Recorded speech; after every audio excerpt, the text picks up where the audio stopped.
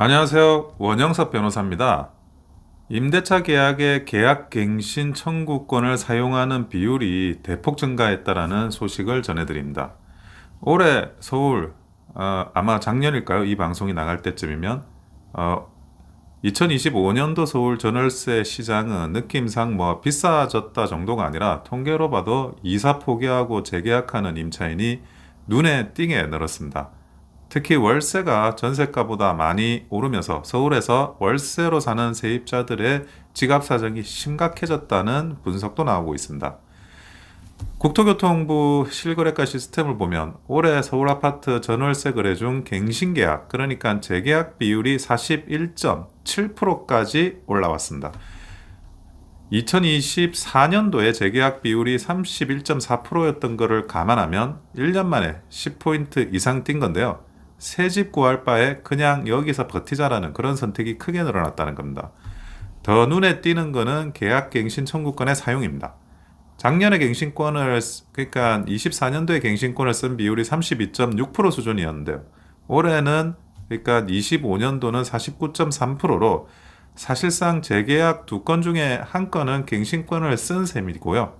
갱신권을 쓰면 집주인의 동의와 상관없이 전월세 계약을 한 번 더 연장할 수 있고 임대료 인상률도 최대 5%로 묶을 수 있기 때문에 전월세가 급등하는 국면에서는 임차인 입장에서는 거의 필수 카드가 된 상황입니다.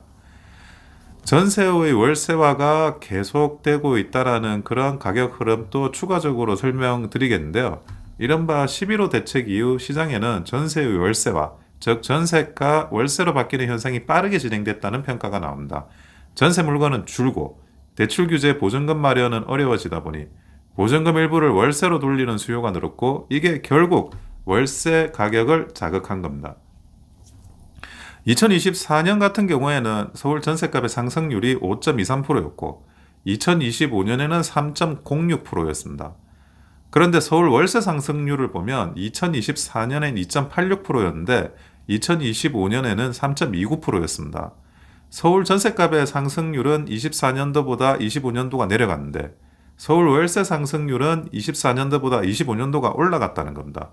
원래 전세값이 오를 때는 전세 상승률이 월세보다 높은 게 일반적인 패턴이었는데요. 올해는 이 관계가 완전히 뒤집힌 상당히 이례적인 장세라고 볼 수 있습니다.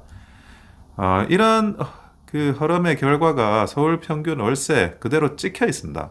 한국부동산원의 자료를 보면 올해 11월 기준 서울 아파트 평균 월세는 147만 6천 원으로 월별 통계 기준 역대 최고 금액을 기록했습니다. 작년 말 평균 월세 134만 1,000원에서 1년 만에 10만 원 이상이 오른 수준입니다. 소득 대비로 보면 더 체감이 되는데요. 25년도 4인 가구 중위소득이 609만 8천 원 수준인데 이걸 기준으로 계산하면 서울 아파트에 사는 가정은 소득의 약 20%에서 24%를 매달 월세로 내고 있는 셈입니다.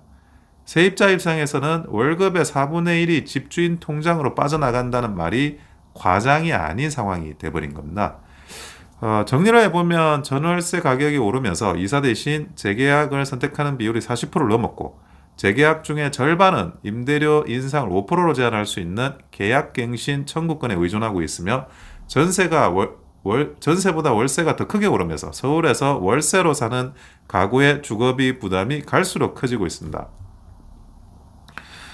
여러분은 어떻게 생각하시나요? 지금 살고 있는 집 재계약을 준비하고 계신가요? 아니면 이사를 고민 중이신가요? 지금 이런 월세가 전세 비율을 넘어설 정도로 가파르게 있는 상황에서는 어쩔 수 없이 계약갱신 청구권을 사야 되는 경우가 굉장히 많을 것 같습니다. 이상 원영섭 변호사였습니다. 좋아요와 구독은 큰 힘이 됩니다. 감사합니다.